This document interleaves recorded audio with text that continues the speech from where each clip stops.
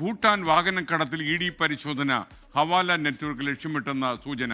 സംസ്ഥാനത്തെ ഏറ്റവും വലിയ സെർച്ച് ഓപ്പറേഷനാണ് എൻഫോഴ്സ്മെന്റ് ഡയറക്ടറേറ്റിന്റെ നേതൃത്വത്തിൽ ഇന്ന് കേരളത്തിൽ നടന്നത്. 200-ലധികം ഉദ്യോഗസ്ഥർ ഈ പരിശോധനയുടെ ഭാഗമായിട്ടുണ്ട്. ഇന്ന് പരിശോധന നടന്ന ഇന്ത്യയിലെ 17 സ്ഥലങ്ങളിൽ 13 ഇടങ്ങളും കേരളത്തിലാണ്. Note the point. ഇന്ത്യയിലെ 17 സ്ഥലങ്ങളിൽ 13 ഇടങ്ങളും കേരളത്തിലാണ്. 24 പ്രൈം ടൈം ബ്രേക്കിംഗ് വാർത്തയുമായി റാഫി കരീം കൊച്ചിയിൽ നിന്ന് ചേരുന്നു. റാഫി, പ്രൈം ടൈമിലേക്ക് സ്വാഗതം. റാഫി, ഇത് ഹവാല ഇടപാട് കണ്ടെത്താനുള്ള ഇ ഡിയുടെ നീക്കമാണ് എന്ന വാർത്തയിൽ എത്രമാത്രം ആധികാരികതയുണ്ട്?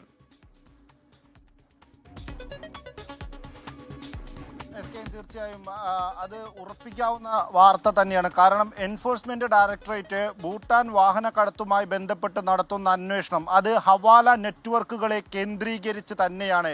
ഭൂട്ടാനിൽ നിന്ന് വാഹനങ്ങൾ ഇന്ത്യയിലേക്ക് എത്തിച്ച് അത് ഇന്ത്യയിലെ ശതകോടീശ്വരന്മാർക്കും സിനിമാ നടന്മാർക്കും അടക്കമുള്ള ആളുകൾക്ക് മോഹവിലയ്ക്ക് വിൽക്കുന്നതിൽ ഒരു ഹവാല നെറ്റ്വർക്കിന് കൂടി പങ്കുണ്ട് എന്നുള്ള എൻഫോഴ്സ്മെന്റ് ഡയറക്ടറേറ്റിന്റെ കണ്ടെത്തലാണ് ഇന്ന് നടന്ന ആ വലിയ സെർച്ച് ഓപ്പറേഷന് പിന്നിലുള്ളത്. കാരണം ഇന്ന് കേരളത്തിൽ എൻഫോഴ്സ്മെന്റ് ഡയറക്ടറേറ്റ് നടത്തിയത് മുൻപൊന്നുമില്ലാത്ത തരത്തിലുള്ള ഒരു പരിശോധനയാണ്. കാരണം ഒരേ സമയം 13 ഇടങ്ങളിൽ ഒരുമിച്ച് പരിശോധന നടത്തുക എന്നുള്ളൊരു രീതിയാണ് ഇന്ന് എൻഫോഴ്സ്മെന്റ് ഡയറക്ടറേറ്റ് നടത്തിയത്. അത് സംസ്ഥാനത്തിന് പുറത്തേക്ക് എത്തുമ്പോൾ തമിഴ്നാട്ടിൽ 4 ഇടങ്ങൾ കൂടി ചേർക്കുമ്പോൾ 17 ഇടങ്ങളിൽ ഒരുമിച്ച് പരിശോധന നടത്തുന്ന രീതിയിലേക്കാണ് കാര്യങ്ങൾ നീങ്ങിയത്. അതിന് 200 എൻഫോഴ്സ്മെന്റ് ഉദ്യോഗസ്ഥരാണ് ഉണ്ടായിരുന്നത്. ഒപ്പം തന്നെ 100 സുരക്ഷാ ഉദ്യോഗസ്ഥരും ഈ പരിശോധനയുടെ ഭാഗമായി 5 എൻഫോഴ്സ്മെന്റ് യൂണിറ്റുകളിൽ നിന്നാണ് എൻഫോഴ്സ്മെന്റ് ഡയറക്ടറേറ്റിന്റെ 5 യൂണിറ്റുകളിൽ നിന്നുള്ള ഉദ്യോഗസ്ഥരെയാണ് ഈ പരിശോധനയ്ക്ക് ഉപയോഗിച്ചത്. അതായത് വലിയ ഒരു തയ്യാറെടുപ്പ് നടത്തിയതിന് ശേഷമാണ് ഇന്നത്തെ പരിശോധനയ്ക്ക് എൻഫോഴ്സ്മെന്റ് ഡയറക്ടറേറ്റ് തുനിഞ്ഞത് എന്ന് വ്യക്തമാണ്. അതിൽ നിർണായകമായ വിവരങ്ങൾ നേരത്തെ തന്നെ എൻഫോഴ്സ്മെന്റ് ഡയറക്ടറേറ്റ് ശേഖരിച്ചതിന് ശേഷമാണ് ഈ പരിശോധനയിലേക്ക് കടന്നത്. ഇനി ഹവാല നെറ്റ്വർക്കിലേക്ക് വന്നാൽ കോയമ്പത്തൂർ കേന്ദ്രീകരിച്ച് പ്രവർത്തിക്കുന്ന ഒരു സംഘം, ആ സംഘമാണ് ഭൂട്ടാനിൽ നിന്നുള്ള വാഹനങ്ങൾ ഇന്ത്യയിലേക്ക് എത്തിക്കുന്നതിൽ പ്രധാനികൾ.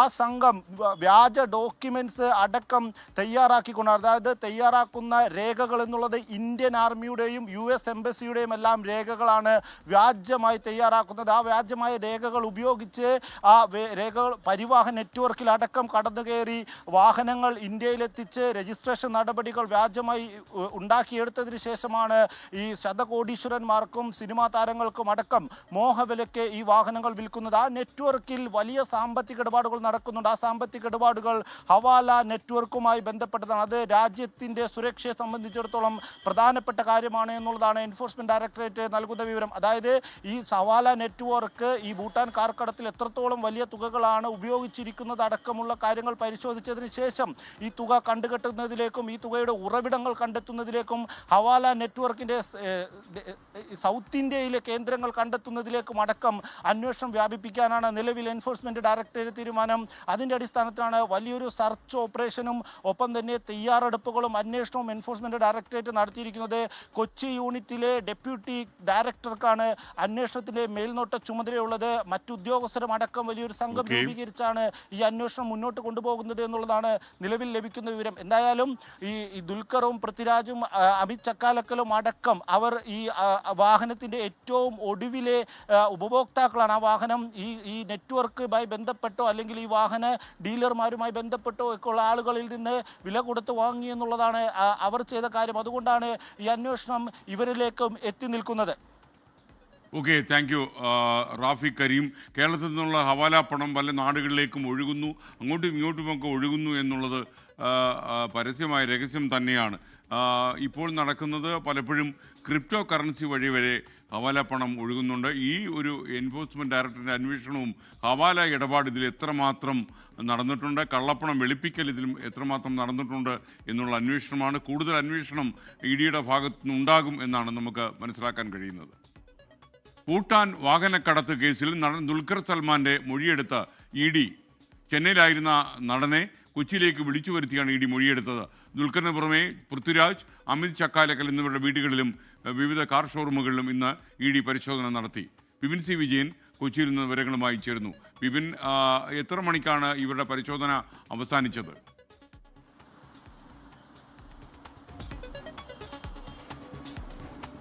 SKN 13 മണിക്കൂർ നീണ്ട പരിശോധനകൾക്കൊടുവിൽ ഇപ്പോൾ എളംകുളത്തെ ദുൽഖർ സൽമാന്റെ വീട്ടിൽ നിന്ന് ED ഉദ്യോഗസ്ഥർ മടങ്ങിയിരിക്കുന്നു. 8 മണിയോട് കൂടിയാണ് ഈ പരിശോധന പൂർത്തിയായിരിക്കുന്നത്. ഈ വാഹനങ്ങളുടെ അതിന്റെ രേഖകൾ, അതിന്റെ ഒരു ആധികാരികത, ഒപ്പം തന്നെ അവസാന ഉടമകളാണ് ഇപ്പോൾ ഈ ദുൽഖർ സൽമാൻ ഒക്കെ എത്തി നിൽക്കുന്നത്. അതിനു മുൻപ് അത് വാങ്ങിയ ആളുകൾ, അവർക്ക് ആ പണം എങ്ങനെ ലഭിച്ചു തുടങ്ങിയിട്ടുള്ള വിവരങ്ങളാണ്, അതിന്റെ ഒരു സോഴ്സിലേക്ക് എത്തുന്നതിന് വേണ്ടിയിട്ടുള്ള വിവരങ്ങളാണ് ഇന്ന് പ്രധാനമായും ശേഖരിച്ചിരിക്കുന്നത്. ഇന്ന് രാവിലെ 7 മണിക്കാണ് ഈ 17 കേന്ദ്രങ്ങളിലും ഒരേ സമയം തന്നെ എൻഫോഴ്സ്മെന്റ് ഡയറക്ടറേറ്റിന്റെ ഒരു പരിശോധന വരുന്നത്. അതിൽ സിനിമാ താരങ്ങളായ പൃഥ്വിരാജ്, ദുൽഖർ സൽമാൻ, അമിത് ചക്കാലക്കൽ എന്നിവരുടെ കൊച്ചിയിലെ വീടുകൾ കേന്ദ്രീകരിച്ചിട്ടുള്ള പരിശോധനകളായിരുന്നു. അത് പനമ്പള്ളി നഗറിലെ അടക്കമുള്ള വീടുകളിൽ ഈ പരിശോധനകൾ നടന്നു. ഈ സമയത്ത് തന്നെ ഈ എൻഫോഴ്സ്മെന്റ് ഡയറക്ടറേറ്റിന്റെ ഒരു വാർത്താ കുറിപ്പ് കൂടി വരികയാണ്. അതൊരു സാധാരണ ഒരു കാര്യമല്ല. കാരണം ഈ ഒരു അന്വേഷണം നടക്കുമ്പോൾ തന്നെ, അല്ലെങ്കിൽ ഇവരുടെ പരിശോധനകൾ കഴിഞ്ഞതിന് ശേഷമാണ് സാധാരണ അങ്ങനെ ഒരു കുറിപ്പ് വരുന്നത് എന്നുണ്ടെങ്കിൽ, ഇപ്പോൾ ഈ പരിശോധന തുടങ്ങിയ ആ ഒരു ഘട്ടത്തിൽ തന്നെ ആ വിവരങ്ങൾ അവർ കൈമാറാൻ തയ്യാറായിരിക്കുന്നു. അതിലാണ് ഈ പറയുന്നത് ഇതിലൊരു ഹവാല ഇടപാട് ഇതിൽ സംഭവിച്ചിട്ടുണ്ട്. ഒപ്പം തന്നെ ഈ വാഹനങ്ങൾ രാജ്യാന്തരമായിട്ടുള്ള വാഹനങ്ങൾ, അത് ഇന്ത്യയിലേക്ക്, പ്രത്യേകിച്ച് കേരളത്തിലേക്ക് എത്തിച്ചപ്പോൾ അതിന് നൽകിയ പണത്തിന്റെ മറവിൽ ഹവാല ഇടപാട്, കള്ളപ്പണം വെളുപ്പിക്കൽ തുടങ്ങിയിട്ടുണ്ട്. അത് രാജ്യദ്രോഹ കുറ്റത്തിന് വരെ കാരണമാകാവുന്ന അത്രയും വലിയ ഒരു ഗൗരവമുള്ള ഒരു കേസായതുകൊണ്ട് തന്നെ ആ കുറിപ്പ് എന്താണ് ഈ ഒരു അന്വേഷണത്തിലേക്ക് അയച്ചത് എന്നുള്ള വിവരം ED കൈമാറുകയും ചെയ്യുന്നു. തൊട്ടടുത്ത മണിക്കൂറുകളിൽ തന്നെ വളരെ അപ്രതീക്ഷിതമായി ദുൽഖർ സൽമാൻ നെടുമ്പാശ്ശേരിയിൽ വന്നിറങ്ങുകയാണ്. അദ്ദേഹത്തെ വിളിച്ചു വരുത്തുകയായിരുന്നു. എൻഫോഴ്സ്മെന്റ് ഡയറക്ടറേറ്റ് വിളിച്ചു വരുത്തിയതിന്റെ ഒരു പശ്ചാത്തലത്തിലാണ് ഉച്ചയോടുകൂടി തന്നെ ദുൽഖർ സൽമാൻ നെടുമ്പാശ്ശേരിയിലേക്ക് വരികയും പിന്നീട് ഏളംകുളത്തെ വീട്ടിൽ വെച്ച് ഈ ഒരു മൊഴിയെടുക്കൽ നടക്കുകയും ചെയ്തിരിക്കുന്നത്. അപ്പോൾ കൂടുതൽ അതുമായി ബന്ധപ്പെട്ട വിവരങ്ങൾ ഇനി പുറത്തു വരേണ്ടതുണ്ട്. പക്ഷേ അത് കസ്റ്റംസിന് പുറമെ, കസ്റ്റംസിൽ നിന്ന് വാഹനം വിട്ടുകിട്ടണമെന്ന് ഹൈക്കോടതിയിൽ തന്നെ ആവശ്യപ്പെടുകയായിരുന്നു ദുൽഖർ സൽമാൻ. അതിന്റെ വാദപ്രതിവാദങ്ങൾ കഴിഞ്ഞ് വിട്ടുകൊടുക്കാൻ കഴിയുമെങ്കിൽ അത് ചെയ്യണം എന്നുള്ളത് ഹൈക്കോടതി ഈ കസ്റ്റംസിനോട് ആവശ്യപ്പെട്ടിരിക്കുന്ന ഒരു ഘട്ടത്തിൽ തന്നെയാണ് മറ്റൊരു കേന്ദ്ര ഏജൻസി ആയിട്ടുള്ള EDയുടെ ഭാഗത്ത് നിന്ന് ഇന്ന് വളരെ പ്രധാനപ്പെട്ട ഒരു പരിശോധന നടന്നിരിക്കുന്നത്. അപ്പോൾ ഈ ഒരു വാഹനക്കടത്തുമായി ബന്ധപ്പെട്ട് കൂടുതൽ അതിലൊരു ഇടപാടുകളെ സംബന്ധിച്ചിട്ടുള്ള സംശയമുണ്ട്. അതിൽ കൂടുതൽ വ്യക്തത വരുത്തുന്നതിന് വേണ്ടിയിട്ടാണ് ഈ രേഖകൾ ഉൾപ്പെടെയുള്ളവ പരിശോധിച്ചിരിക്കുന്നത്. കൂടുതൽ പരിശോധനകൾ ഇതുമായി ബന്ധപ്പെട്ട് ഇനി വരും ദിവസങ്ങളിൽ ഉണ്ടാകും എന്നുള്ളത് തന്നെയാണ് ഇപ്പോഴും ലഭിക്കുന്ന വിവരമുള്ളത്. പക്ഷേ ഈ നടന്മാർ ആരും തന്നെ കൊച്ചിയിലെ വീടുകളിൽ ആ സമയത്ത് ഉണ്ടായിരുന്നില്ല എന്നുള്ളതും എടുത്തു പറയേണ്ടതാണ്. ഓക്കെ, ബിപിൻ സി വിജയനാണ് വിവരങ്ങൾ നൽകിയത്. ശബരിമല സ്വർണ്ണ മോഷണം അന്വേഷിക്കുന്ന പ്രത്യേക സംഘം തിരുവിതാംകൂർ ദേവസ്വം ആസ്ഥാനത്തെത്തി ഓഫീസിൽ നിന്ന് ഫയലുകൾ ശേഖരിച്ചു. ഉന്നത ഉദ്യോഗസ്ഥരിൽ നിന്ന് പ്രാഥമിക വിവരങ്ങൾ അവർ തേടി. പ്രത്യേക അന്വേഷണ സംഘത്തിലെ CEമാരാണ് തിരുവിതാംകൂർ ദേവസ്വം ബോർഡ് ഓഫീസിന്റെ ആസ്ഥാനത്തെത്തി പരിശോധന നടത്തിയത്. ഫസ്റ്റ് ഓൺ 24 റിനു ശ്രീധർ തിരുവനന്തപുരത്ത് നിന്ന് വിവരങ്ങളുമായി ചേരുന്നു. പറയൂ റിനു. ഇന്ന് വൈകുന്നേരത്തോടു കൂടിയാണ് ക്രൈംബ്രാഞ്ചിന്റെ പ്രത്യേക അന്വേഷണ സംഘം നന്തൻകോട്ടെ ദേവസ്വം ബോർഡ് ആസ്ഥാനത്ത് എത്തിയത്. ശബരിമല സ്വർണ്ണ വിവാദവുമായി ബന്ധപ്പെട്ടുകൊണ്ട് ഉന്നത ഉദ്യോഗസ്ഥരെ കാണുകയും അവരിൽ നിന്ന് പ്രാഥമിക വിവരം ശേഖരിക്കുകയും ചെയ്തു എന്നുള്ളതാണ് ഏറ്റവും പ്രധാനപ്പെട്ട ഒരു കാര്യം. ഈ സ്വർണം പൂശുന്നതിന് വേണ്ടി കൊണ്ടുപോയതുമായി ബന്ധപ്പെട്ടിട്ടുള്ള ചില രേഖകളുടെ പകർപ്പ് കൈപ്പറ്റിയതുമായും നമുക്ക് വിവരങ്ങൾ ലഭിക്കുന്നുണ്ട്. CIമാരാണ് ഈ അന്വേഷണത്തിലെ സംഘത്തിലെ CIമാരാണ് എത്തിയത് എന്നുള്ളതാണ് നമുക്ക് ലഭിക്കുന്ന വിവരം. എന്തായാലും മറ്റന്നാൾ ഈ വിജിലൻസിന്റെ ദേവസ്വം ബോർഡ് വിജിലൻസിന്റെ റിപ്പോർട്ട്, അന്തിമ റിപ്പോർട്ട് കോടതിയിൽ സമർപ്പിക്കാൻ ഇരിക്കുകയാണ്. നിലവിൽ ഉണ്ണികൃഷ്ണൻ പോറ്റിക്ക് സഹായം ചെയ്തത് ചില ഉദ്യോഗസ്ഥർ കൂടിയാണ്, അല്ലെങ്കിൽ സഹായം ചെയ്തവരിൽ ചില ഉന്നത ഉദ്യോഗസ്ഥർ കൂടി ഉണ്ട് എന്നുള്ള ചില കണ്ടെത്തലുകൾ കൂടി ഉണ്ട് എന്നുള്ള വിവരം ലഭിക്കുന്നുണ്ട്. അങ്ങനെയാണെങ്കിൽ കൂടുതൽ ഉദ്യോഗസ്ഥർക്കെതിരെ നടപടി എടുക്കുമെന്നുള്ള വിവരവും ലഭിക്കുന്നുണ്ട്. ഈ കോടതിയിൽ സമർപ്പിക്കുന്ന അന്തിമ റിപ്പോർട്ടിന്റെ പകർപ്പ് വാങ്ങിയതിനു ശേഷമായിരിക്കും ദേവസ്വം ബോർഡ് അത്തരത്തിലുള്ള ഒരു തീരുമാനത്തിലേക്ക് പോവുക. 3 ദേവസ്വം ബോർഡ് ഉദ്യോഗസ്ഥർ കൂടി ഈ മുരാരി ബാബുവിനൊപ്പം ഈ ഉണ്ണികൃഷ്ണൻ പോറ്റിയെ സഹായിച്ചിട്ടുണ്ട് എന്നുള്ള വിവരമാണ് ദേവസ്വം ബോർഡിന് ലഭിച്ചിരിക്കുന്നത്. അങ്ങനെയാണെങ്കിൽ മറ്റന്നാൾ ഈ റിപ്പോർട്ട് സമർപ്പിച്ചതിന് ശേഷം ഇവർക്കെതിരെയും നടപടി എടുക്കുവാൻ സാധ്യതയുണ്ട്. എന്തായാലും ക്രൈംബ്രാഞ്ചിന്റെ പ്രത്യേക അന്വേഷണ സംഘവും അതുപോലെ തന്നെ ദേവസ്വം ബോർഡിന്റെ വിജിലൻസും ഈ കേസ് വലിയ ഒരു ഇടപെടൽ അല്ലെങ്കിൽ വലിയൊരു അന്വേഷണവുമായി മുന്നോട്ട് പോവുക തന്നെയാണ്. Okay, thank you Rinu Sridhar.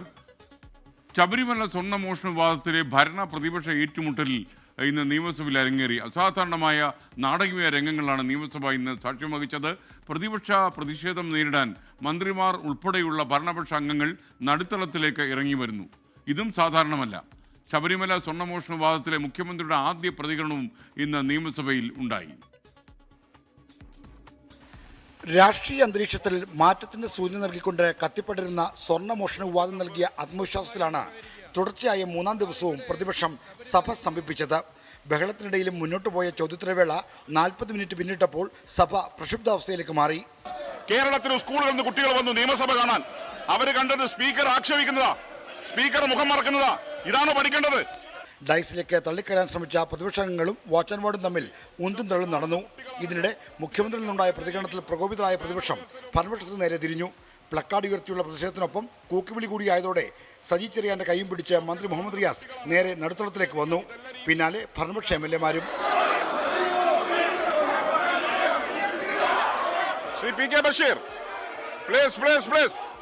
ഭരണ പ്രതിപക്ഷങ്ങൾ തമ്മിലുള്ള നടുത്തളത്തിലെ വാക്കേറ്റം പരിധിവിടുമെന്ന് കണ്ടതോടെ സ്പീക്കർ സഭ നിർത്തിവെച്ചു. പിന്നീട് സഭ പുനരാരംഭിച്ചപ്പോൾ പ്രകോപനം സൃഷ്ടിച്ചത് മുഖ്യമന്ത്രിയും ഭരണപക്ഷവുമാണെന്ന് പ്രതിപക്ഷം ആരോപിച്ചു. മുഖ്യമന്ത്രിയുടെ ഭാഗത്ത് നിന്നാണ് പ്രകോപനം ഉണ്ടായത്.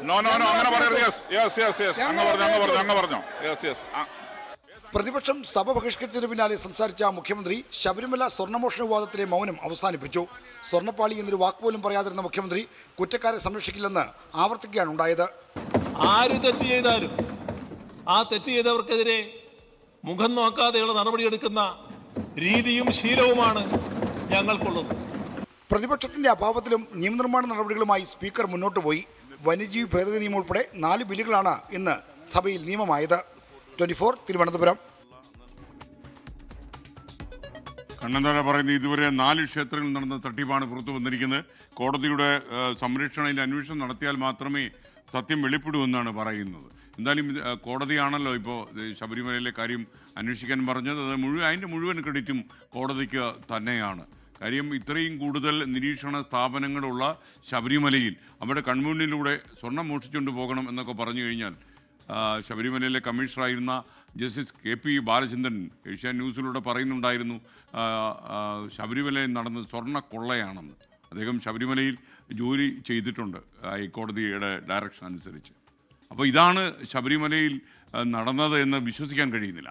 വിവാദ സ്പോൺസർ ഉണ്ണികൃഷ്ണൻ പോറ്റിക്കായി ദേവസ്വം ഉദ്യോഗസ്ഥൻ മുരാരി ബാബു നടത്തിയ ഇടപെടലുകളുടെ കൂടുതൽ തെളിവുകൾ 24 ലഭിച്ചു. കഴിഞ്ഞ കൊല്ലവും ദ്വാരപാലക ശില്പം ഉണ്ണികൃഷ്ണൻ പോറ്റി വഴി ചെന്നൈ സ്മാർട്ട് ക്രിയേഷൻസിലെത്തിക്കാൻ നീക്കം നടന്നുവെന്നാണ് നമുക്ക് കണ്ടെത്താൻ കഴിഞ്ഞത്.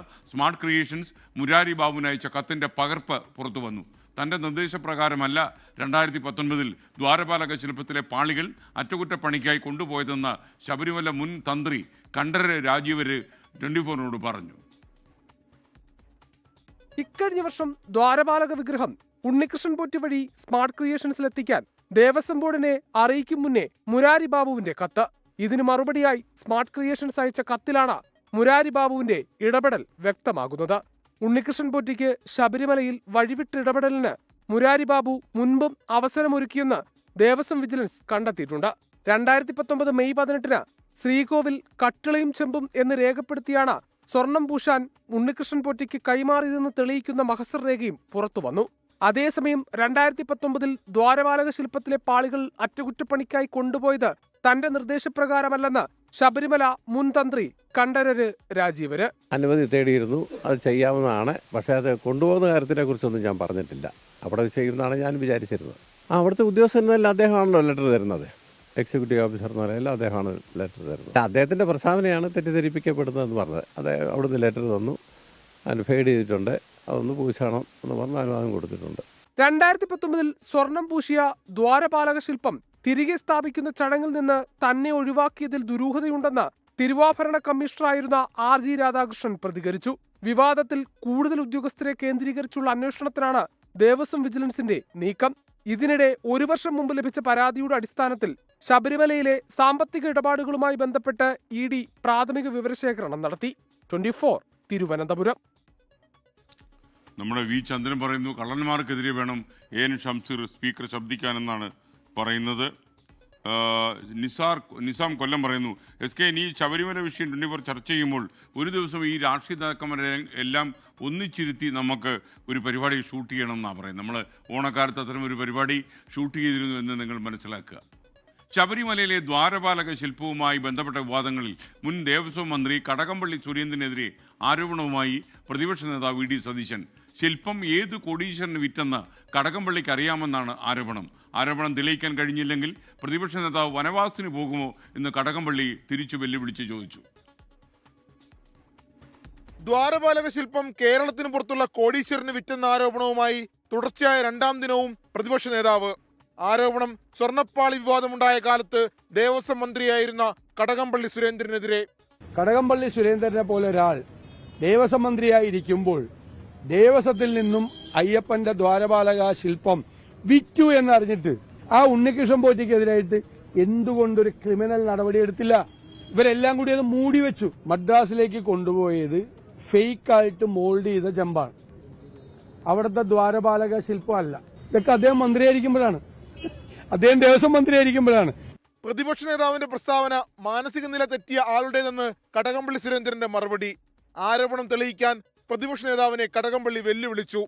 ഞാൻ അദ്ദേഹത്തെ വെല്ലുവിളിക്കുകയാണ്.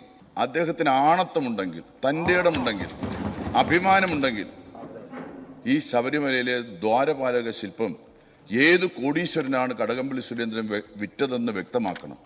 അല്ലെങ്കിൽ ഇടനിലക്കാരനായി നിന്ന് വ്യക്തമാക്കണം. കടകംപള്ളി സുരേന്ദ്രനെതിരെ വിമർശനവുമായി BJP നേതാവ് V മുരളീധരനും രംഗത്ത്. ഈ കൊള്ളയുടെ പിന്നിൽ പ്രവർത്തിച്ചിട്ടുള്ള ആളുകള് അന്നത്തെ ദേവസ്വം ബോർഡ് പ്രസിഡന്റ് ഉണ്ട്, തിരുവനന്തപുരത്തുകാരനാണ്. അദ്ദേഹം ഒളിച്ചിരിക്കുകയാണ്, തലയിൽ മുണ്ടുവിട്ട് നടക്കുകയാണ്. കാരണം കട്ടതിന്റെ പൂട തലയിൽ കാണുമോ എന്നുള്ള സംശയം കാരണമാണ് തലയിൽ മുണ്ടുവിട്ട് നടക്കുന്നത്. അതുകൊണ്ട് കടകംപള്ളി സുരേന്ദ്രന് അധികകാലം ഇങ്ങനെ തലയിൽ മുണ്ടുവിട്ട് ജനങ്ങളിൽ നിന്ന് ഒളിച്ചു നടക്കാൻ പറ്റില്ല. സ്വർണ്ണ മോഷണത്തിൽ നിയമസഭയിലും പുറത്തും പ്രതിപക്ഷം വലിയ പ്രതിഷേധം നടത്തുമ്പോഴും കടകംപള്ളി സുരേന്ദ്രന്റെ മൗനം ചർച്ചയായിരുന്നു. ദേവസ്വം മന്ത്രിയായിരുന്ന കടകംപള്ളി സുരേന്ദ്രനെ ലക്ഷ്യമിട്ട് പ്രതിഷേധം കടുപ്പിക്കുകയാണ് പ്രതിപക്ഷം. 24 തിരുവനന്തപുരം.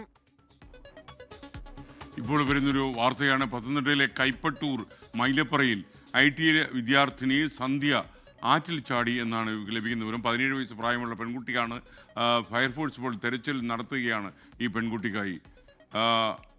അച്ചൻകോവിൽ ആറ്റിലേക്കാണ് ഈ പെൺകുട്ടി എടുത്തു ചാടിയത് എന്നാണ് ഇപ്പോൾ ലഭിക്കുന്ന വിവരം. ഈ കൈപ്പട്ടൂർ എന്ന് പറയുന്ന പത്തനംതിട്ട ജില്ലയിലെ മൈലപ്പറയിലാണ് ഈ സംഭവം ഉണ്ടായത്. ഫയർഫോഴ്സ് കാര്യമായി തെരച്ചിൽ നടത്തുകയാണ്. ഇതുവരെ മറ്റ് വിവരങ്ങളൊന്നും ലഭിച്ചിട്ടില്ല. ശബരിമല സ്വർണ്ണ മോഷണത്തിൽ ഇന്നും സംസ്ഥാനത്ത് പ്രതിഷേധം. മുഖ്യമന്ത്രിയുടെ ഔദ്യോഗിക വസതിയായ ക്ലിഫ് ഹൗസിലേക്ക് BJP പ്രതിഷേധ മാർച്ച് നടത്തി. പത്തനംതിട്ടയിലും കൊട്ടാരക്കരയിലും യുവമോർച്ചയും ആലപ്പുഴ അരിപ്പാട് യൂത്ത് കോൺഗ്രസും തിരുവിതാംകൂർ ദേവസ്വം ബോർഡിനെതിരെ പ്രതിഷേധ മാർച്ച് നടത്തി. കണ്ണൂർ കളക്ടറേറ്റിലേക്ക് യൂത്ത് കോൺഗ്രസ് നടത്തിയ മാർച്ച് സംഘർഷത്തിൽ കലാശിച്ചു. ദേവസ്വം മന്ത്രിയും Thiruvithamkoor Devaswom board president PS പ്രശാന്തും രാജിവെക്കണമെന്നാവശ്യപ്പെട്ടായിരുന്നു BJPയുടെ ക്ലിഫ് ഹൗസ് മാർച്ച്. സംസ്ഥാന അധ്യക്ഷൻ രാജീവ് ചന്ദ്രശേഖർ മാർച്ച് ഉദ്ഘാടനം ചെയ്തു. കഴിഞ്ഞ 30 കൊല്ലം ദേവസ്വം ബോർഡിൽ നടന്ന കാര്യങ്ങളെ കുറിച്ച് ഒരു സെൻട്രൽ ഇൻവെസ്റ്റിഗേറ്റീവ് ഏജൻസി അന്വേഷിക്കണം. അത് സംസ്ഥാന സർക്കാർ ചെയ്യില്ലെങ്കിൽ ഞങ്ങൾ അതിന് ഇടപെട്ട് അത് ഗവൺമെന്റ് ഓഫ് ഇന്ത്യയിൽ സംസാരിച്ച് അത് ചെയ്യിപ്പിക്കും. പത്തനംതിട്ടയിൽ ദേവസ്വം ഡെപ്യൂട്ടി കമ്മീഷണർ ഓഫീസിലേക്ക് യുവമോർച്ച പ്രവർത്തകർ മാർച്ച് നടത്തി. കൊല്ലം കൊട്ടാരക്കരയിൽ Devaswom assistant commissioner office Yuvamorcha പ്രവർത്തകർ ഉപരോധിച്ചു. ആലപ്പുഴ ഹരിപ്പാട് മുരാരി ബാബുവിന്റെ ഓഫീസിലേക്ക് യൂത്ത് കോൺഗ്രസ് പ്രവർത്തകർ നടത്തിയ മാർച്ചിൽ അപ്രതീക്ഷിത സംഭവങ്ങളുണ്ടായി. പ്രതിഷേധത്തിനിടെ ബാരിക്കേഡ് കെട്ടിയിട്ട വൈദ്യുതി പോസ്റ്റ് ഒടിഞ്ഞു. അതുവരെ നേർക്കുനേർ നിന്ന പോലീസും പ്രവർത്തകരും ചേർന്ന് 1 മണിക്കൂറോളം പോസ്റ്റ് താങ്ങി നിർത്തി.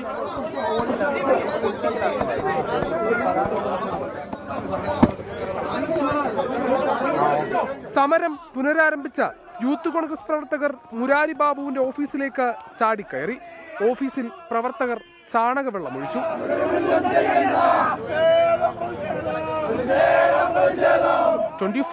തിരുവനന്തപുരം. TK അബൂബക്കർ കടങ്ങോട് പറയായിരുന്നു, ഒരു സ്വർണ്ണമാലയിട്ട് ശബരിമലയിൽ പോകാനിരുന്നതാണ്, ഇനിയിപ്പോൾ അതിനുള്ളൊരു ആത്മവിശ്വാസമില്ല എന്ന് പറയുന്നു.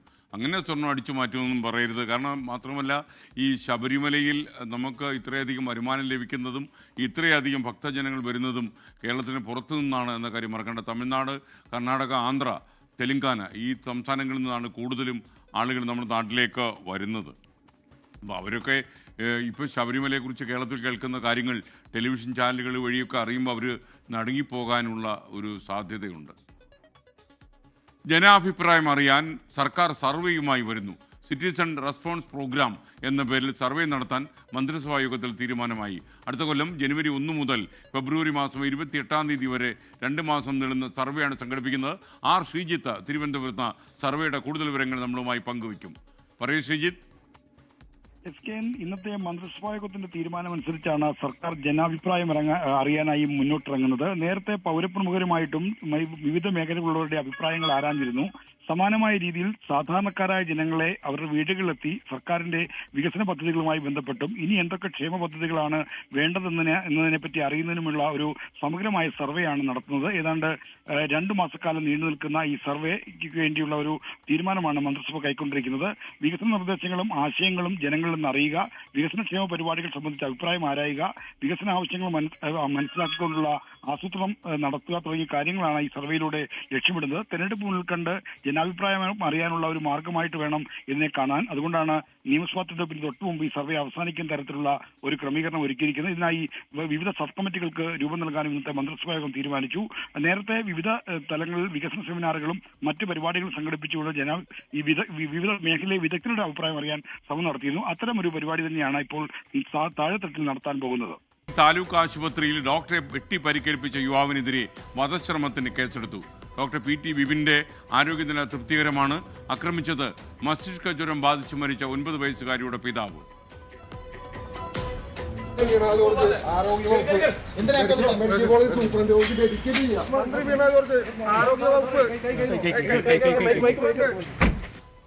കുട്ടി മരിച്ചത് ചികിത്സാ പിഴവിനെ തുടർന്നെന്ന് ആവർത്തിച്ച കുടുംബം. റിസൾട്ട് അമീബിക്കല്ല കുട്ടിക്ക് വന്നത്. കുട്ടിക്ക് വെറും പനി ബാധിച്ച് കയ്യിൽ നിന്ന് പോയതാണ് കുട്ടി. അത് നേരത്തെ റെഫർ ചെയ്തിട്ടുണ്ടായിരുന്നെങ്കിൽ രക്ഷപ്പെടുമായിരുന്നു. നാളെ പ്രതിഷേധ ദിനമായി ആചരിക്കുമെന്ന് KGMOA.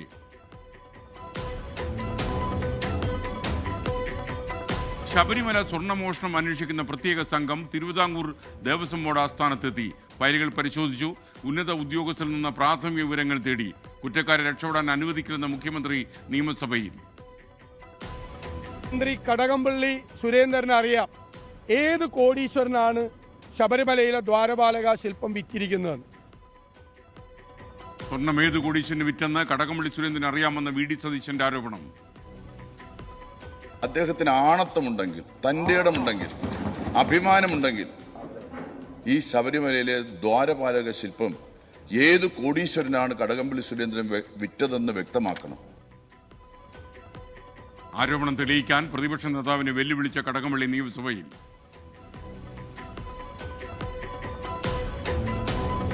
ശബരിമലയിലെ വിവാദ സ്പോൺസർ ഉണ്ണികൃഷ്ണൻ പോറ്റിക്ക് ഉദ്യോഗസ്ഥ സഹായം കിട്ടിയതിന്റെ കൂടുതൽ തെളിവുകൾ പുറത്തുവിട്ട് 24. ദ്വാരപാലക പീഠം ചെന്നൈയിലെ സ്മാർട്ട് ക്രിയേഷൻസിലെത്തിക്കാൻ മുൻ administrative officer V. Murari Babu നൽകിയ കത്തിന്റെ പകർപ്പ് 24 കിട്ടി. തേടിയിരുന്നു. അത് ചെയ്യാവുന്നതാണ്. പക്ഷേ അത് കൊണ്ടുപോകുന്ന കാര്യത്തിനെ കുറിച്ചൊന്നും ഞാൻ പറഞ്ഞിട്ടില്ല. അവിടെ ചെയ്യുന്നതാണ് ഞാൻ വിചാരിച്ചിരുന്നത്. അവിടുത്തെ ഉദ്യോഗസ്ഥനെല്ലാം അദ്ദേഹമാണല്ലോ ലെറ്റർ തരുന്നത്. എക്സിക്യൂട്ടീവ് ഓഫീസർ എന്ന് പറയുന്നത് അദ്ദേഹമാണ് ലെറ്റർ തരുന്നത്. സ്വർണ്ണപ്പാളികൾ അറ്റകുറ്റപ്പണിക്ക് കൊണ്ടുപോയത് തന്റെ നിർദ്ദേശപ്രകാരമല്ലെന്ന് മുൻ തന്ത്രി കണ്ഠരര് രാജീവര്.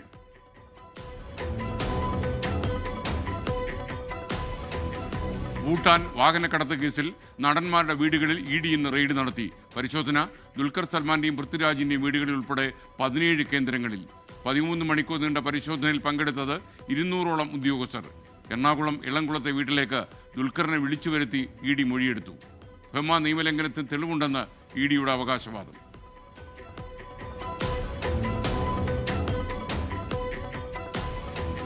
കേരളത്തിന് പുതിയ വന്ദേ ഭാരത് എക്സ്പ്രസ് എറണാകുളം ബംഗളൂരു റൂട്ടിൽ സർവീസ് നടത്തുമെന്ന് BJP സംസ്ഥാന അധ്യക്ഷൻ രാജീവ് ചന്ദ്രശേഖർ.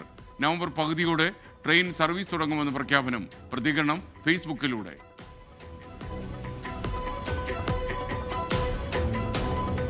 നിയമസഭാ തെരഞ്ഞെടുപ്പ് അടുത്തിരിക്കെ പൊതുജന അഭിപ്രായം അറിയാൻ സർക്കാർ സിറ്റിസൺ റെസ്പോൺസ് പ്രോഗ്രാം എന്ന പേരിൽ സർവേ നടത്താൻ മന്ത്രിസഭാ യോഗത്തിൽ തീരുമാനമായി. ക്ഷേമ പരിപാടികൾ കാര്യക്ഷമമാക്കാൻ അഭിപ്രായ രൂപീകരണം ലക്ഷ്യം വയ്ക്കുന്നു. വികസനക്ഷേമ പഠന പരിപാടി അടുത്ത വർഷം ജനുവരി 1 മുതൽ ഫെബ്രുവരി 28 വരെ.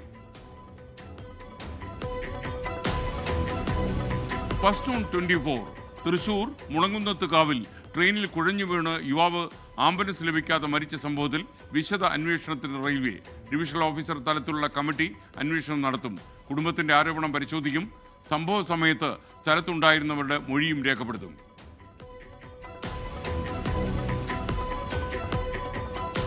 മുണ്ടക്കൈ ചൂരൽമല ഉരുൾപൊട്ടൽ ദുരന്തബാധിതരുടെ വായ്പ എഴുതിത്തള്ളാൻ കഴിയില്ല എന്ന കേന്ദ്ര നിലപാട് ഹൈക്കോടതി തള്ളിക്കളഞ്ഞു. കേരളത്തോട് ചിറ്റമ്മ നയം അനുവദിക്കില്ലെന്ന ഡിവിഷൻ ബെഞ്ച് ദുരന്തബാധിത മേഖലയിൽ ജപ്തി നടപടികൾ വിലക്കി. ബാങ്കുകളെ കക്ഷി ചേർത്തു. കേന്ദ്രത്തിന് ജനങ്ങൾ മറുപടി നൽകുമെന്ന് റവന്യൂ മന്ത്രി കെ രാജൻ. കോടതി ഇടപെടൽ സ്വാഗതാർഹമെന്ന പ്രതിപക്ഷ നേതാവ് വി ഡി സതീശൻ.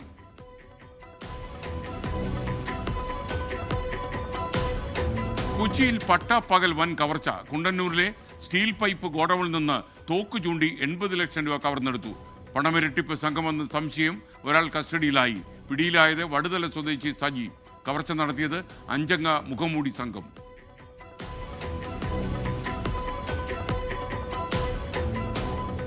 ന്യൂമാഹി ഇരട്ട കൊലപാതക കേസിൽ മുഴുവൻ പ്രതികളെയും വെറുതെ വിട്ടു. കുറ്റം തെളിയിക്കാൻ പ്രോസിക്യൂഷന് കഴിഞ്ഞില്ലെന്ന് തലശ്ശേരി അഡീഷണൽ സെഷൻസ് കോടതി. 2 RSS പ്രവർത്തകർ കൊല്ലപ്പെട്ട കേസിൽ കൊടിസുനിയും മുഹമ്മദ് ഷാഫിയും ഉൾപ്പെടെ 14 പേർ കുറ്റവിമുക്തരായി. പോലീസ് അന്വേഷണത്തിൽ വീഴ്ച പറ്റിയെന്ന് സമ്മതിച്ച് പ്രോസിക്യൂഷൻ.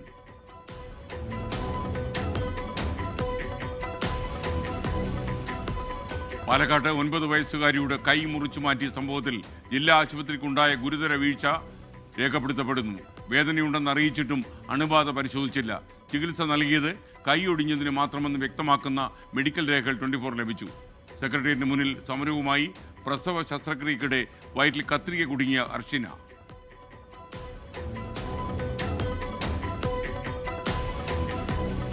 ബീഹാർ നിയമസഭാ തെരഞ്ഞെടുപ്പിൽ ആദ്യഘട്ട സ്ഥാനാർത്ഥി ചർച്ച കോൺഗ്രസ് പൂർത്തിയാക്കി. 25 സീറ്റുകളിൽ സ്ഥാനാർത്ഥികളെ തീരുമാനിച്ചു. പ്രഖ്യാപനം സീറ്റ് വിഭജനത്തിലെ അന്തിമ തീരുമാനത്തിന് ശേഷം. RJD നേതാവ് തേജസ്വി യാദവ് 2 സീറ്റിൽ മത്സരിച്ചേക്കും. സീറ്റ് വിഭജനത്തിൽ NDAയിലും ഭിന്നതയെന്ന റിപ്പോർട്ടുകൾ.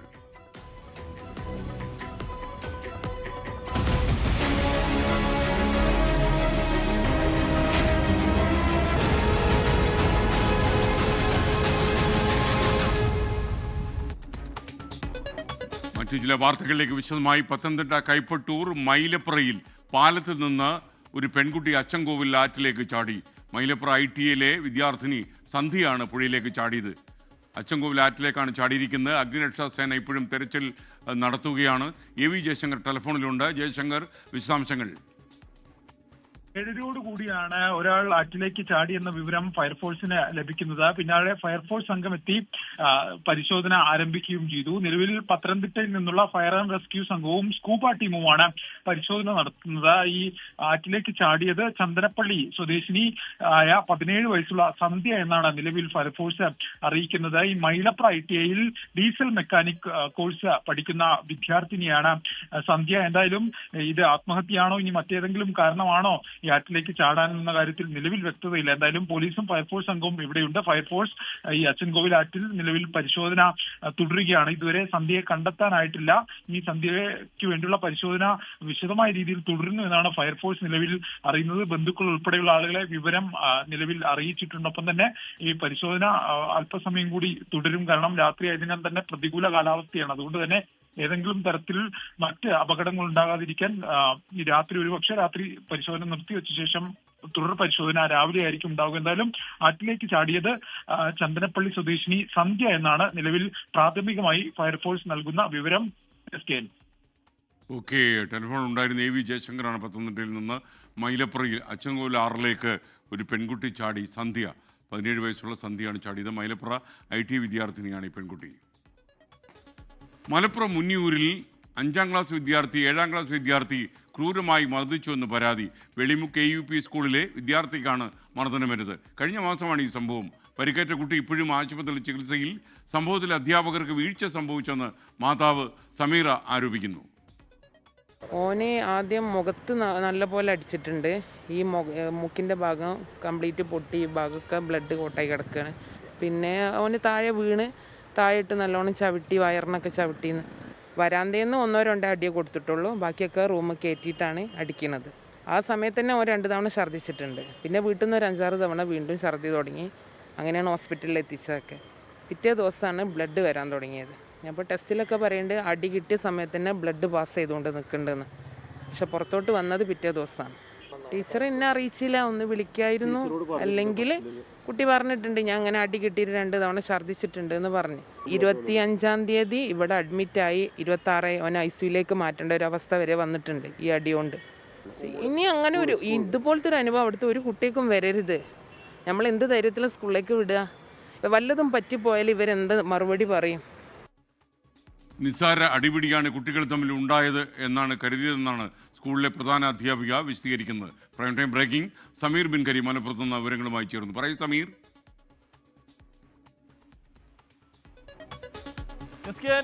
ഇക്കഴിഞ്ഞ 24-ാം തീയതിയാണ് വെളിമുക്ക് AUP സ്കൂളിലെ 5ാം ക്ലാസ് വിദ്യാർത്ഥിക്ക് ക്രൂരമായ മർദ്ദനമേറ്റത്. സ്കൂളിലെ തന്നെ 7ാം ക്ലാസ് വിദ്യാർത്ഥി ക്രൂരമായി മർദ്ദിച്ചു എന്നുള്ളതാണ് ഇതുമായി ബന്ധപ്പെട്ട് കുട്ടി വ്യക്തമാക്കിയിട്ടുള്ളത്. അന്ന് മുതൽ ഈ കുട്ടി ആശുപത്രിയിൽ ചികിത്സയിലാണ്. 24 മുതൽ ഇന്ന് വരെ ഈ കുട്ടിക്ക് ആശുപത്രിയിൽ നിന്നൊരു മോചനം ലഭിച്ചിട്ടില്ല എന്നുള്ളതാണ് എടുത്തു പറയേണ്ടിയിരിക്കുന്ന ഒരു കാര്യം. കുട്ടിയുടെ വായിൽ നിന്ന് നിരന്തരമായി ബ്ലഡ് പുറത്തേക്ക് വരുന്നു എന്നുള്ളതാണ് ഇതുമായി ബന്ധപ്പെട്ട് മാതാപിതാക്കൾ വ്യക്തമാക്കിയിട്ടുള്ളത്. ഈ ക്ലാസ്സിൽ സ്കൂളിൽ ഉണ്ടായിരുന്ന എന്തോ പ്രശ്നത്തിന്റെ പേരിൽ ഈ 7ാം ക്ലാസ് വിദ്യാർത്ഥി ഈ 5ാം ക്ലാസ്സിൽ പഠിക്കുന്ന വിദ്യാർത്ഥിയെ ആദ്യം സ്കൂളിന്റെ കോമ്പൗണ്ടിൽ വെച്ച് മർദ്ദിക്കുകയും പിന്നീട് ക്ലാസ് റൂമിലേക്ക് കൊണ്ടുപോയി അതിക്രൂരമായി മർദ്ദിക്കുകയും ചെയ്തു എന്നുള്ളതാണ് മാതാപിതാക്കൾ വ്യക്തമാക്കിയിട്ടുള്ളത്. കുട്ടിയുടെ മുഖത്തും വയറിനുമൊക്കെ ചവിട്ടുകയും നിരത്തി വീണ സമയത്ത് ക്രൂരമായി ബൂട്ടിട്ട് ചവിട്ടി എന്നുള്ളതാണ് മാതാപിതാക്കൾ വ്യക്തമാക്കിയത്. അതിന് പിന്നാലെ ഈ കുട്ടി സ്കൂളിൽ വെച്ച് തന്നെ 2 തവണ ഛർദ്ദിച്ചു. ഇക്കാര്യമൊക്കെ ഈ ടീച്ചറോട് അറിയിച്ചിട്ടും ടീച്ചർ അത് ഗൗരവത്തിലെടുത്തില്ല, വീട്ടുകാരെ അറിയിക്കുക പോലും ചെയ്തില്ല എന്നുള്ളതാണ് ഇതുമായി ബന്ധപ്പെട്ട് മാതാപിതാക്കൾ വ്യക്തമാക്കിയിട്ടുള്ളത്. സ്കൂൾ അധികൃതരുടെ ഭാഗത്ത് കൃത്യമായ വീഴ്ച ഇക്കാര്യത്തിൽ സംഭവിച്ചു എന്നും ഇവർ ചൂണ്ടിക്കാണിക്കുന്നു. അതിനു പിന്നാലെ കുട്ടി നിരന്തരമായി രക്തം ഛർദ്ദിക്കുന്നു എന്നുള്ളതാണ് ഇതുമായി ബന്ധപ്പെട്ട് മാതാപിതാക്കൾ പറയുന്നത്. കുട്ടി ഇപ്പോഴും കോഴിക്കോട്ടെ ആശുപത്രിയിൽ ചികിത്സയിൽ തുടരുകയാണ്. 24 മുതൽ ഇന്ന് വരെ കുട്ടി ആശുപത്രി ചികിത്സയിൽ തന്നെയാണ് എന്നുള്ളതാണ് എടുത്തു പറയേണ്ട ഒരു കാര്യം. ഇതുമായി ബന്ധപ്പെട്ട് കുട്ടിക്ക് നീതി ലഭിക്കണമെന്ന് ആവശ്യപ്പെട്ടുകൊണ്ട് വിദ്യാഭ്യാസ വകുപ്പിലും തന്നെ സ്കൂളിലുമൊക്കെ തന്നെ പരാതി നൽകിയിട്ടുണ്ട്. ഇതുമായി ബന്ധപ്പെട്ട് സ്കൂളിലെ പ്രധാന അധ്യാപിക പറയുന്നത് സാധാരണഗതിയിൽ സ്കൂളിൽ കുട്ടികൾ തമ്മിലുണ്ടാകുന്ന തർക്കമാണ് എന്നാണ് കരുതിയത്. അതുകൊണ്ടാണ് അത്ര തന്നെ ഗൗരവത്തിൽ എടുക്കാതിരുന്നത് എന്നുള്ളതാണ് ഇതുമായി ബന്ധപ്പെട്ട് ഈ പ്രധാന അധ്യാപിക വ്യക്തമാക്കുന്നത്. പക്ഷേ ഒരു UP സ്കൂളിൽ പോലും ഇത്രയും വലിയൊരു മർദ്ദനം ഉണ്ടാകുന്നു എന്നുള്ളത് ഒരു ഞെട്ടിപ്പിക്കുന്ന കാര്യം തന്നെയാണ്. അതുകൊണ്ട് തന്നെ ഇനിയും ഇത്തരം ഒരു സംഭവം ആവർത്തിക്കാതിരിക്കാൻ ശക്തമായ നടപടി ബന്ധപ്പെട്ടവർക്കെതിരെ വേണമെന്നുള്ളതാണ് ഈ കുട്ടിയുടെ മാതാപിതാക്കൾ വ്യക്തമാക്കുന്നത്. Okay, thank you Sameer. തൃശ്ശൂരിൽ ട്രെയിനിൽ കുഴഞ്ഞു വീണ് യുവാവ് ആംബുലൻസ് കിട്ടാതെ മരിച്ച സംഭവത്തിൽ വിശദമായ അന്വേഷണത്തിൽ റെയിൽവേ ഒരുങ്ങുന്നു. കുടുംബത്തിൻ്റെ ആരോപണം ഉൾപ്പെടെ എല്ലാം പരിശോധിക്കും. ജീവനക്കാരുടെ ഭാഗത്ത് വീഴ്ച സംഭവിച്ചിട്ടില്ല എന്നായിരുന്നു റെയിൽവേയുടെ ആദ്യ നിലപാട്.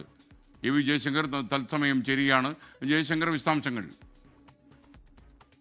ബന്ധപ്പെട്ട വിശദമായ ഒരു അന്വേഷണത്തിനാണ് തിരുവനന്തപുരം ഡിവിഷണൽ റെയിൽവേ നിലവിൽ ആലോചിക്കുന്നത്. ഡിവിഷണൽ ഓഫീസർ ലെവൽ കമ്മിറ്റി ഈ സംഭവം അന്വേഷിക്കും. ഈ ഡിവിഷനിലെ ഉന്നത ഉദ്യോഗസ്ഥർക്ക് ഈ അന്വേഷണത്തിന്റെ ചുമതല നിലവിൽ നൽകിയിട്ടുണ്ട്. കുടുംബത്തിന്റെ ആരോപണം ഉൾപ്പെടെ പരിശോധിക്കാനാണ് നിലവിലെ തീരുമാനം. ഈ കഴിഞ്ഞ ദിവസം റെയിൽവേ ഈ സംഭവവുമായി ബന്ധപ്പെട്ട് ഒരു വിശദമായ വാർത്താക്കുറിപ്പ് പുറത്തിറക്കിയിരുന്നു. ഈ വാർത്താക്കുറിപ്പിൽ ചില യാത്രക്കാർ പ്രകോപനപരമായി ഇടപെട്ടത് ഉൾപ്പെടെയുള്ള കാര്യങ്ങളാണ് ഈ ട്രെയിൻ വൈകാൻ കാരണമായതെന്നും അന്ന് അവിടെ ഉണ്ടായിരുന്ന മുഴുവൻ ഉദ്യോഗസ്ഥരും കൃത്യമായ രീതിയിൽ ഈ മരണപ്പെട്ട ആളുടെ ജീവൻ രക്ഷിക്കാൻ എല്ലാവിധ ശ്രമങ്ങളും നടത്തിയെന്നായിരുന്നു റെയിൽവേയുടെ ഒരു വിശദീകരണം.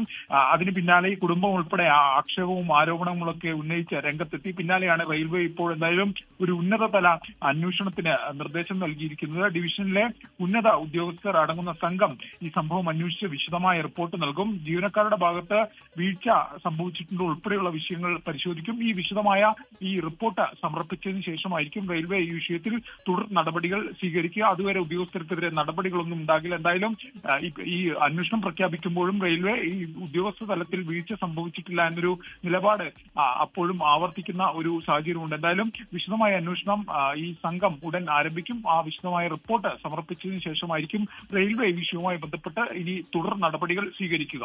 കോഴിക്കോട് താമരശ്ശേരി താലൂക്ക് ആശുപത്രിയിൽ ഡോക്ടറെ വെട്ടി പരിക്കേൽപ്പിച്ചു. അമീബി മസ്തിഷ്ക ജ്വരം പിടിപെട്ട് മരിച്ച 9 വയസ്സുകാരിയുടെ പിതാവ് സനൂപാണ് കുടുവാൾ ഉപയോഗിച്ച് ഡോക്ടറെ ആക്രമിച്ചത്. പരിക്കേറ്റ doctor PT Vipin Kozhikode baby memorial ആശുപത്രിയിൽ ചികിത്സയിൽ കഴിയുകയാണിപ്പോൾ.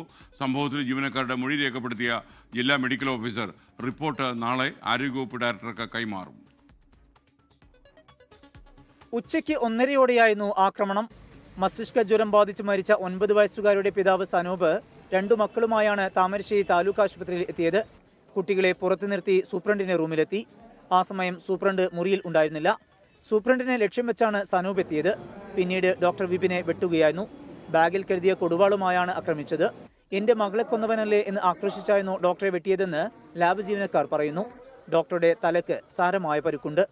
ഞങ്ങളിങ്ങനെ സംസാരിച്ചുകൊണ്ടിരിക്കുമ്പോൾ പെട്ടെന്ന് കയ്യിലൊരു ഇത്രയും നീളമുള്ള ഒരു കത്തിയായിട്ട് ഒരു കൊടുവാളുമായിട്ട് ഒരൊറ്റ വരവാ എൻ്റെ മോളെ കൊന്നു എന്ന് പറഞ്ഞ് ഒരൊറ്റ വെട്ട. അതിൽ കുറച്ചൊക്കെ ഞങ്ങൾക്കൊക്കെ ആലിനൊക്കെ ഒന്ന് തടുക്കാൻ പറ്റി. തല കീറിപ്പോകും.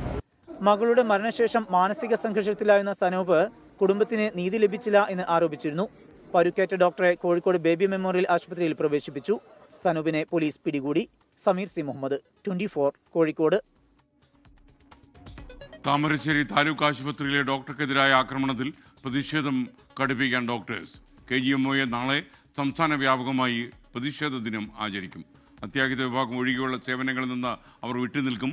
കോഴിക്കോട് ജില്ലയിൽ OP ബഹിഷ്കരിക്കുമെന്നും പ്രഖ്യാപനം. ഇത്രയും തിരക്കുള്ള കാഷ്വാലിറ്റിയിൽ 2 ഡോക്ടർമാരെങ്കിലും ഓരോ ഷിഫ്റ്റിലും പുനഃസ്ഥാപിക്കേണ്ട അവസ്ഥ.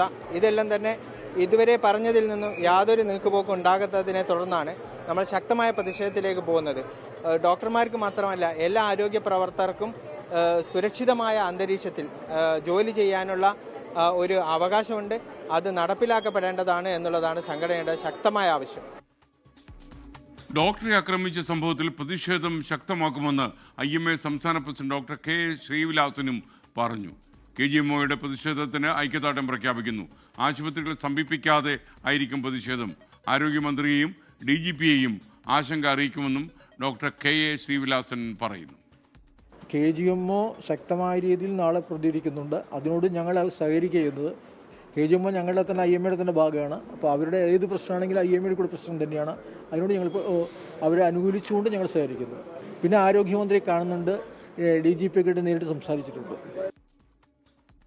ഡോക്ടർ ആക്രമിക്കപ്പെട്ട താമരശ്ശേരി താലൂക്ക് ആശുപത്രിയുടെ പ്രവർത്തനം പൂർണ്ണമായും നിലച്ച നിലയിലാണ്. അതേസമയം ഡോക്ടറെ ആക്രമിച്ച സനൂപിനെതിരെ വധശ്രമത്തിന് പോലീസ് കേസെടുത്തു. സമീർ സി മുഹമ്മദ് കോഴിക്കോട് നിന്ന് ലേറ്റസ്റ്റ് വിവരങ്ങളുമായി അപ്ഡേറ്റ് ചെയ്യുന്നു. പറയൂ സമീർ.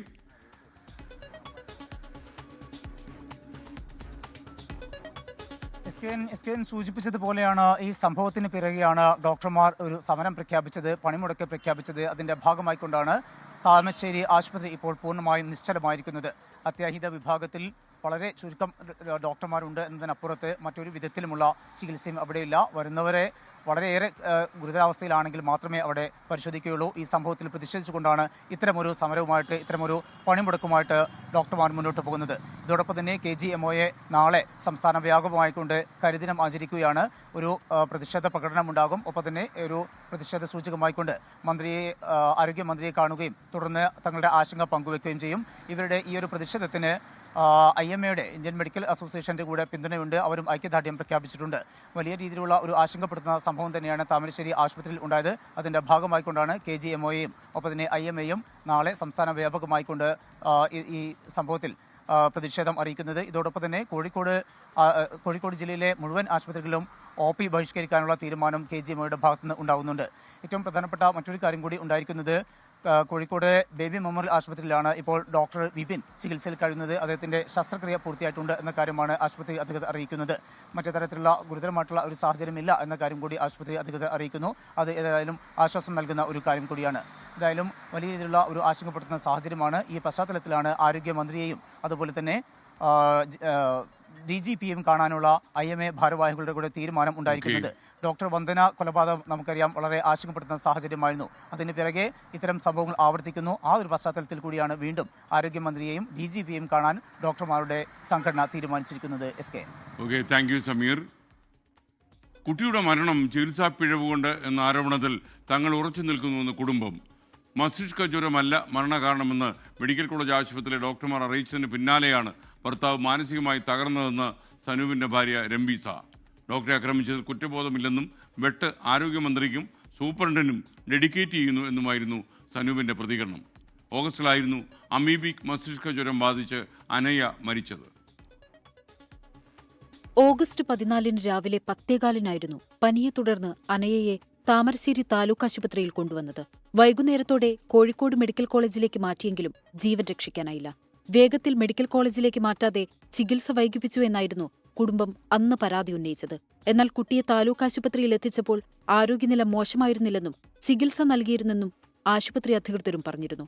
എന്നാൽ കഴിഞ്ഞയാഴ്ച കോഴിക്കോട് മെഡിക്കൽ കോളേജിലെ ഫോറൻസിക് വിഭാഗത്തിലെ ഡോക്ടർ അനയയുടെ മരണകാരണം അമീബിക് മസ്തിഷ്ക ജ്വരമല്ല എന്ന് പറഞ്ഞതായി അമ്മ രംബീസ പറഞ്ഞു. ഇതിന് പിന്നാലെ ഭർത്താവ് കടുത്ത മാനസിക സമ്മർദ്ദത്തിലായിരുന്നെന്നും ഇവർ പറയുന്നു. താലൂക്ക് ആശുപത്രിയിൽ ചികിത്സാ പിഴവുണ്ടായി എന്ന ആരോപണത്തിൽ ഉറച്ചു നിൽക്കുകയാണ്. റിപ്പോർട്ട് ഇങ്ങനെ വന്നതോടുകൂടിയാണ് അദ്ദേഹം വല്ലാതായി പോയത്. അദ്ദേഹം ഭയങ്കരമായിട്ട് വിഷമിച്ചിട്ടുണ്ട്. പോസ്റ്റ്മോർട്ടം റിപ്പോർട്ടിന് അപ്പോൾ അവർ പറയുന്നത് റിസൾട്ട് അമീബിക് അല്ല കുട്ടിക്ക് വന്നത്. കുട്ടിക്ക് വെറും പനി ബാധിച്ച് കയ്യിൽ നിന്ന് പോയതാണ് കുട്ടി. അത് നേരത്തെ റെഫർ ചെയ്തിട്ടുണ്ടായിരുന്നെങ്കിൽ രക്ഷപ്പെടായിരുന്നു. വൈദ്യപരിശോധനയ്ക്കിറക്കിയപ്പോൾ കുറ്റബോധമില്ലെന്നായിരുന്നു സനൂപിന്റെ പ്രതികരണം. മാത്രമല്ല വെട്ട് ആരോഗ്യമന്ത്രിക്കും സൂപ്രണ്ടിനും ഡെഡിക്കേറ്റ് ചെയ്യുന്നെന്നും സനൂപ് പറഞ്ഞു. മെഡിക്കൽ കോളേജ് സൂപ്രണ്ട് ഡെഡിക്കേറ്റ് ചെയ്യാം.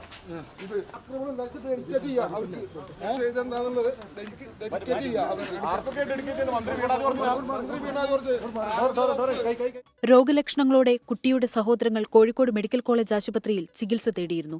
ഇതിലൊരാൾക്ക് രോഗം സ്ഥിരീകരിക്കുകയും പിന്നീട് രോഗമുക്തി നേടുകയും ചെയ്തിരുന്നു. 24 കോഴിക്കോട്. കോഴിക്കോട് വളയത്ത് കുറുക്കന്റെ ആക്രമണത്തിൽ 3 പേർക്ക് പരിക്കേറ്റു. നിരുവമ്മൽ സ്വദേശികളായ സ്ത്രീകൾക്കാണ് കടിയേറ്റത്. വൈകുന്നേരം 6 മണിയോടെയാണ് ഈ സംഭവം നടന്നത്. ഇരിക്കുന്ന സമയത്താണ് കുറുക്കൻ വന്ന് പിന്നിൽ നിന്ന് കടിച്ചതിന് ശേഷമാണ് ഞാൻ കണ്ടിരുന്നത്. ഒച്ചപ്പാടാക്കി ആൾക്കാർ വന്നു. ആശുപത്രിയിലേക്ക് അതിനു മുന്നേ 2 പേരെ കടിച്ചിരുന്നു.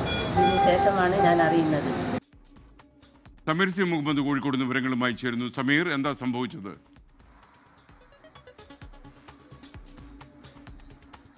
SKN ഇന്ന് സന്ധ്യയോടുകൂടിയാണ് കോഴിക്കോട് വളയത്ത് കുറുക്കന്റെ ആക്രമണം ഉണ്ടായത്. 3 സ്ത്രീകൾക്കാണ് പരിക്കേറ്റിരിക്കുന്നത്. ഒരാൾ വീട്ടിൽ ഇരിക്കുകയായിരുന്നു. അവരുടെ വരാന്തയിൽ ഇരിക്കുന്ന വേളയിലാണ് അവിടെ എത്തിക്കൊണ്ട് കുറുക്കൻ ആക്രമിച്ചത്. 80 വയസ്സുകാരായിട്ടുള്ള ചീരുവനാണ് വീട്ടിലെ വരാന്തയിൽ നിന്ന് കടിയേറ്റത്. മറ്റ് 2 പേർക്ക് തൊട്ടരികിലായിക്കൊണ്ട് അവരുടെ വീടിന്റെ പരിസരത്ത് അലക്കുകയായിരുന്നു. ആ വേളയിലാണ് അവിടെ വെച്ചുകൊണ്ട് കടിയേറ്റിരിക്കുന്നത്. 40 വയസ്സുള്ള ഷീബ, അതുപോലെ തന്നെ അവരുടെ അയൽവാസിയായിട്ടുള്ള മറ്റൊരു യുവതി, ഈ 3 പേർക്കാണ് കടിയേറ്റിരിക്കുന്നത്. ഇവിടെ കാലിലാണ് കടിയേറ്റിരിക്കുന്നത്. സാരമായി തന്നെ പരിക്കേറ്റിട്ടുണ്ട്. ഗവൺമെന്റ് ആശുപത്രിയിൽ, താലൂക്ക് ആശുപത്രിയിൽ അവരെത്തിക്കൊണ്ട് ചികിത്സ തേടിയിട്ടുണ്ട്. പ്രദേശത്ത് കഴിഞ്ഞ ഏതാനും ദിവസം മുമ്പും ഇത്തരത്തിൽ ഒരു ആൾക്ക് കരിയേറ്റ സാഹചര്യം ഉണ്ടായിരുന്നു. ഏതായാലും ആശങ്കപ്പെടുത്തുന്ന സാഹചര്യമാണുള്ളത്. 3 പേർക്ക് ഇപ്പോൾ പരിക്ക് പറ്റിയിട്ടുണ്ട്. SKN. Okay, thank you Sameer C Muhammad.